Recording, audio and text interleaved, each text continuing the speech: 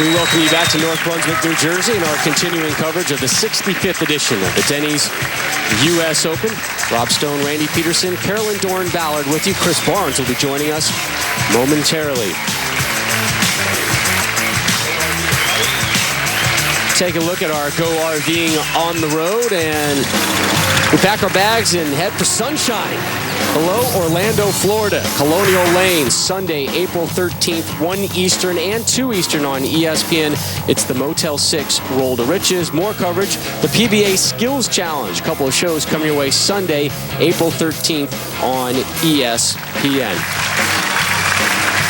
It's been a fun year with a lot of storylines. Our crack staff has pieced together the top 5 of the season for you. Here they are. We begin with number 5, Robert Smith, showing us the loft at the CLR Windy City Classic. Yeah, what an impressive performance. The lanes got a little goofy. The only play was getting way in and lofting it over the gutter cap. Thank you. Number 4, what can you say? Well, Hambone fever has gripped America. Oh, yeah. You, big guy. Great show by the fans, wonderful shirts and signs throughout the tour. A little tribute to you. We thank you, Pete, and probably my favorite sign of the year. Number 3, Norm Duke, an emotional win in Indianapolis. Here's a guy that was bowling for his career. He was sick, he's been injured all year, but what an unforgettable performance. He was battling the cut line as well. Norm Duke winning the Denny's World Championship. Number 2, what a season for the rookie, Rhino Page. In my 27 years out here, I've never seen a performance like this from a rookie. That's right. The big lefty earning exemption for next year. And our number 1 story, Chris Barnes was woeful on TV, but kept making TV shows. A huge loss at the Tournament of Champions, but a big bounce back for Barnes.